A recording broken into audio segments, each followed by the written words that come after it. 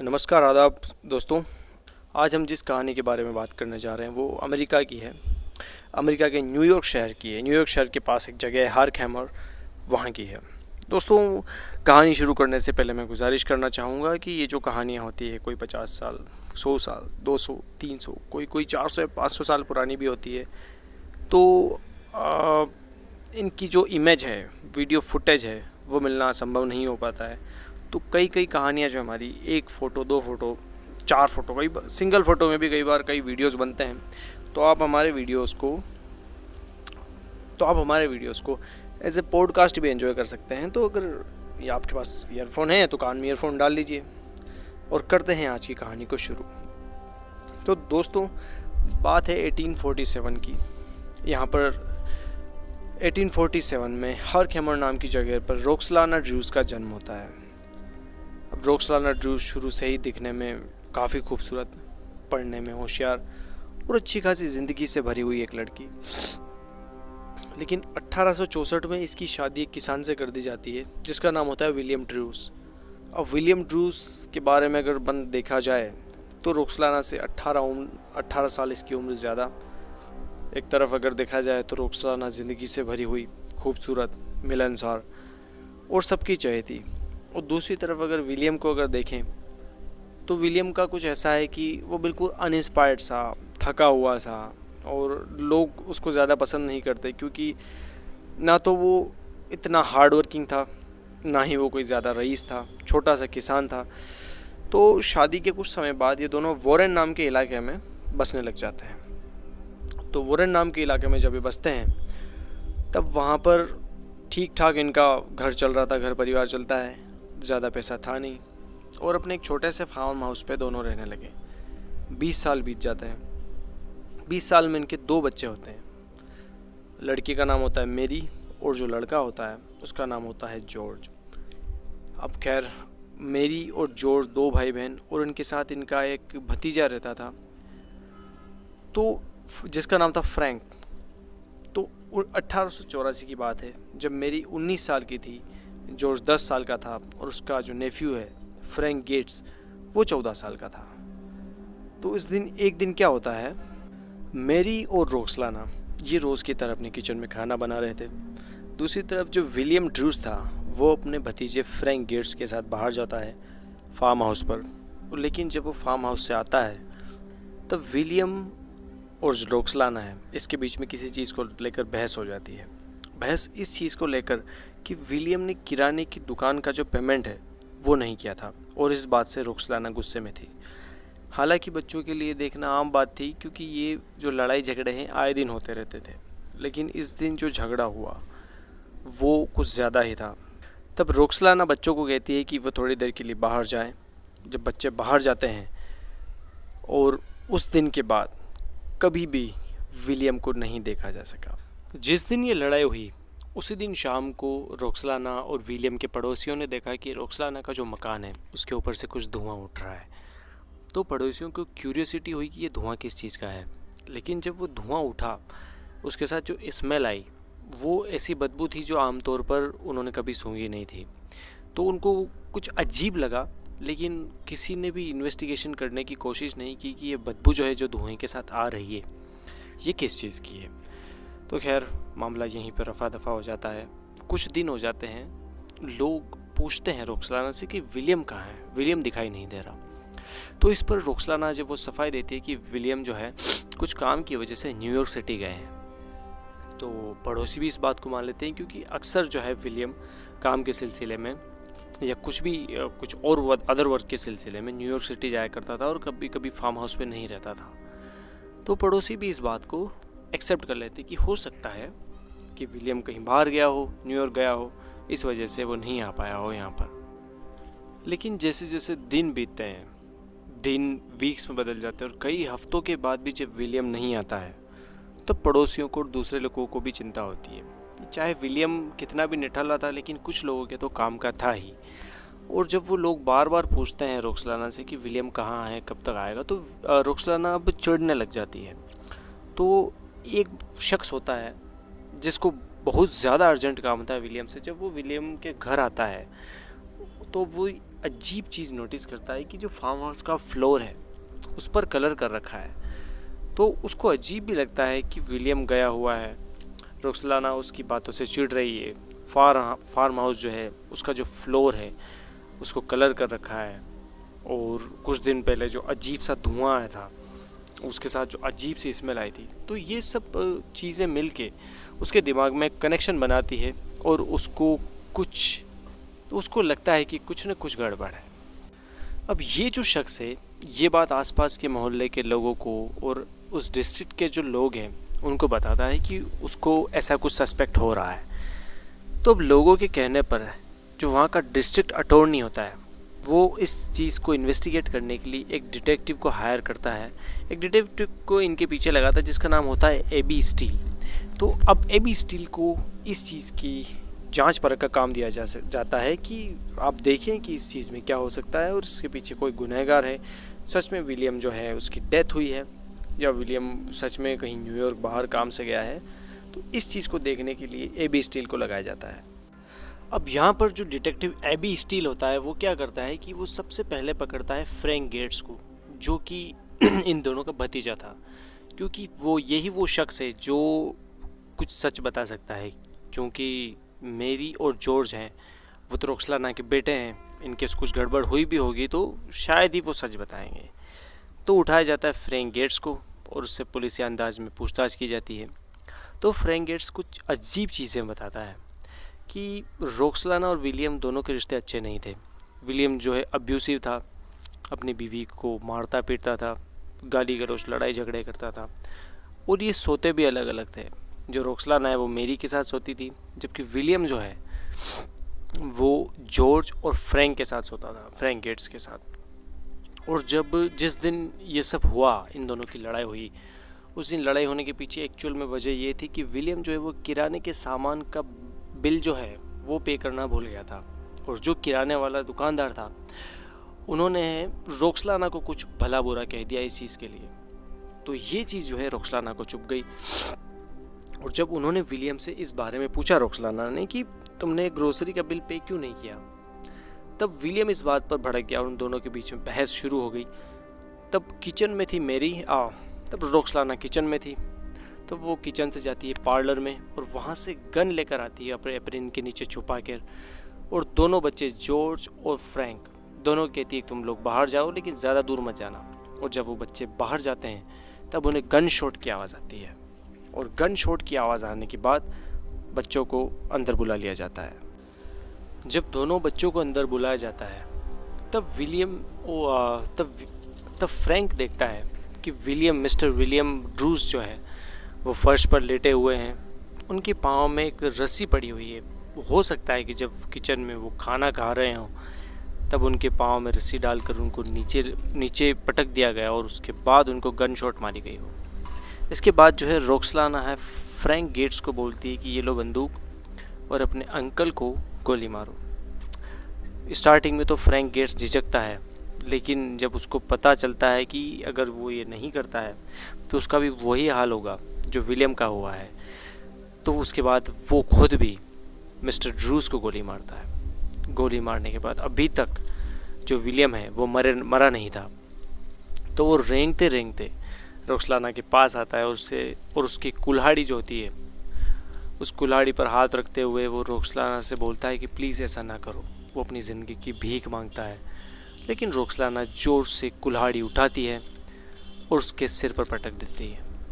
सिर पर पटकने के बाद फ्रैंक गेट्स को एहसास होता है कि विलियम अब मर चुका है। उसके बाद रोक्सलाना कहती है जॉर्ज और फ्रैंक से कि बाहर जाकर एक तीखी कुल्हाड़ी लेकर आओ और ये जो लाश है इसको पार्लर में ले चलो। दोनों मदद करते हैं रोक्सलाना की कि वो उस लाश को पार्लर में ले जा सके। वहाँ पर वो एक तेज़ कुल्हाड़ी लेकर आते हैं और तेज़ कुल्हाड़ी से जो विलियम है उसके बॉडी के टुकड़े किए जाते हैं, छोटे छोटे पीसेस में काटा जाता है और इन छोटे छोटे पीसेस को आग में जलाया जाता है। और वो यही जो आग में जलाने के बाद जो धुआं था यही वो धुआं था जो इनके पड़ोसियों को दिखा था, और यही वो अजीब स्मेल थी जो पड़ोसियों को आई थी, क्योंकि उन्होंने इससे पहले किसी इंसानी लाश के जलने की बदबू कभी फील नहीं की थी। तो इसके बाद क्या होता है कि रोक्सलाना इन दोनों बच्चों को बोलती है कि ये कुल्हाड़ी का जो सिरा है, जो लोहा है और इसका जो ये लकड़ी है, ये और जो गन है, ये तीनों तुम किसी पाउंड में, किसी तालाब में फेंक कर आ जाओ, ताकि इनकेस कोई ढूंढने के लिए कोशिश भी करे तो उनको ये चीज़ें नहीं मिले। तो सेम ऐसा ही किया जाता है। फ्रैंक ले जाता है कुल्हाड़ी के हत्थे को, कुल्हाड़ी को और गन को, और तीनों को ले जाकर पाउंड में फेंक दिया जाता है। अब खैर ये सब बातें अभी स्टील को पता चलती है, जो डिटेक्टिव था। तो स्टील क्या करता है कि वो पाउंड की छानबीन करवाता है, और जब पाउंड की छानबीन की जाती है तो वहाँ से गन और जो कुल्हाड़ी थी दोनों मिल जाते हैं। और गन और कुल्हाड़ी के साथ जो हड्डियाँ थी विलियम की, जो उनको भी साथ में फेंका गया था, वो भी ढूंढ ली जाती है। और फोरेंसिक्स एक्सपर्ट इस बात को कंफर्म कर देती कि ये जो हड्डियाँ हैं ये किसी इंसानी लाश की है, ये हड्डियाँ किसी इंसान की है। अब इसके बाद अगली बार अगली बार इन्वेस्टिगेशन के लिए, इंटेरोगेशन के लिए बुलाया जाता है जॉर्ज को, जो कि रोक्सलाना और विलियम का बेटा था 10 साल का। तो जब जॉर्ज को बुलाया जाता है, उससे पूछताछ की जाती है, तब जॉर्ज कहता है कि ये जो मर्डर है मेरी माँ रोक्सलाना ने नहीं किया है, सिर्फ मेरी माँ के साथ एक शख्स और इस मर्डर में शामिल था, और वो था फ्रैंक गेट्स का पिता, जिसका नाम था चार्ल्स गेट्स। और जब वो अंदर गए थे, फ्रैंक और जॉर्ज जब अंदर गए थे, तो वो कहता है कि मेरी माँ के साथ एक शख्स और अवेलेबल था वहाँ पे, जिसका नाम है चार्ल्स गेट्स, और हो सकता है कि ये मर्डर उन्होंने किया हो। यहाँ पर मिसेस रोक्सलाना जो होती है, रोक्सलाना ड्रूस, वो कहती है कि उसने मर्डर नहीं किया, कि मर्डर जो किया है वो चार्ल्स गेट्स ने किया है। तब यहाँ पर एक कन्फ्यूज़न वाली स्थिति पैदा हो जाती है कि आखिर मर्डर किया किसने, चार्ल्स गेट्स ने, रोक्सलाना ड्रूस ने, या फिर किसी और ने। खैर, अब कोर्ट जो होती है इन सारों को जेल में ले लेती है, इंक्लूडिंग जो मेरी होती है, जिसका अभी तक इस केस में कहीं से कहीं कोई लेना देना था ही नहीं, उसको भी जेल में बंद कर दिया जाता है, अलोंग विद चार्ल्स गेट्स। 21 सितंबर 1885 को इस पर केस चलता है और केस की सुनवाई शुरू हो जाती है। जर्नलिस्ट, न्यूज़पेपर वाले, पत्रकार, कई लोग होते हैं, वो इस टाइप के केस में काफ़ी इंटरेस्ट दिखाते हैं, जो कि आज भी होता है। और उस समय के हिसाब से, उस समय इतना क्राइम होता नहीं था, तो उस समय के हिसाब से ये उनके लिए एक ब्रेकिंग न्यूज़ थी, जिस पर वो काफ़ी ज़्यादा लोगों का ध्यान खींच सकते थे। तो इस न्यूज़ को बहुत ज़्यादा पब्लिश किया गया कि किस तरह से एक पत्नी ने अपने पति को मारा गन से, उसके बाद कुल्हाड़ी से उसके टुकड़े किए, और उसके बाद स्टोव पर उन टुकड़ों को जलाया और उसकी हड्डियों को तालाब में फेंक दिया। तो ये कहानी जो थी लोगों को फैसिनेट कर रही थी उनको, और चूँकि न्यूज़ वालों को इस मसाले के अलावा और ज़्यादा कुछ चाहिए होता नहीं है, तो उनको भी मिल गया। अब ये जो केस है काफ़ी ज़्यादा फेमस हो गया।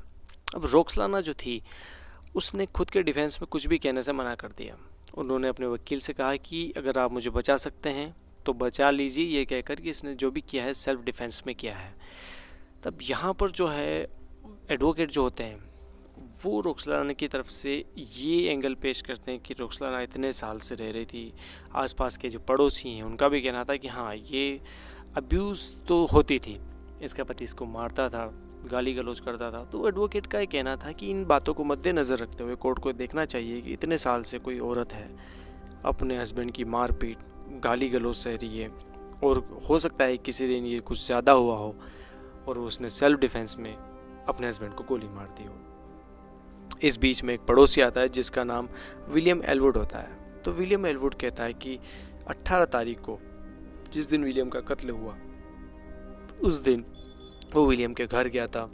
लेकिन जब घर पर गया वो, तो काफ़ी ज़्यादा आवाज़ लगाने के बाद भी घर पे किसी ने दरवाज़ा नहीं खोला, और जो कमरे में कांच के, खिड़की के अंदर जो कांच लगे हुए थे, उस पर न्यूज़पेपर को चिपका रखा था उन लोगों ने।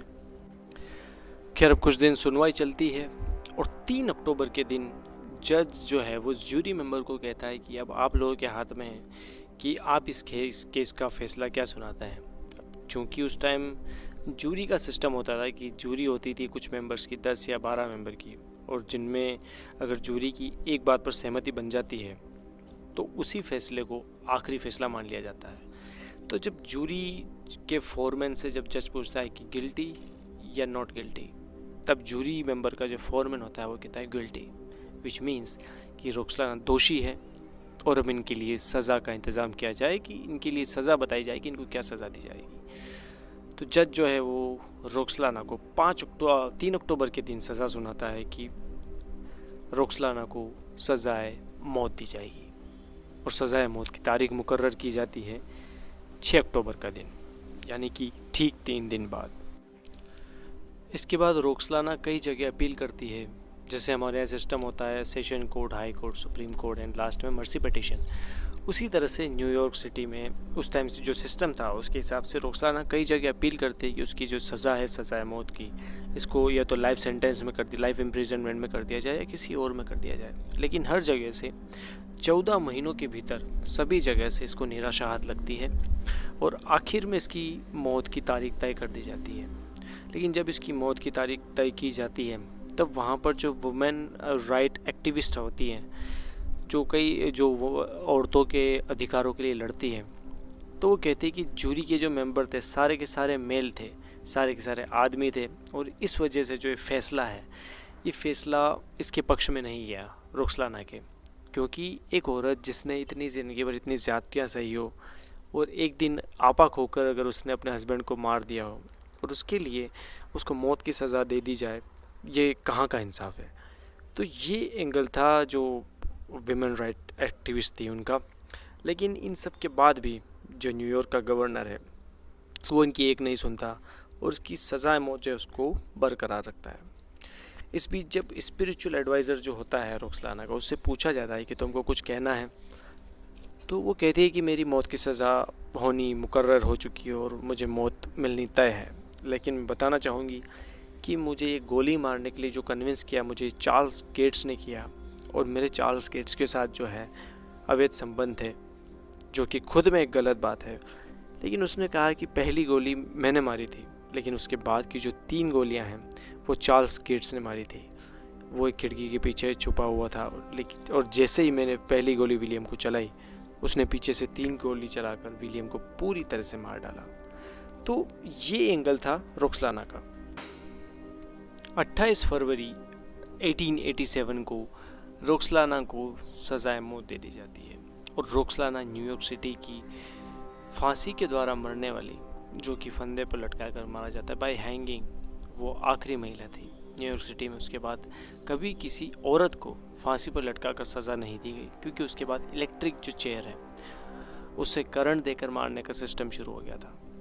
मरने से पहले रोक्सलाना ने कहा कि ये जो सब हुआ है उसमें उसकी बेटी जो है मैरी, उसकी कोई गलती नहीं, वो बिल्कुल निर्दोष है, उसका कहीं से कहीं तक कोई हाथ नहीं है।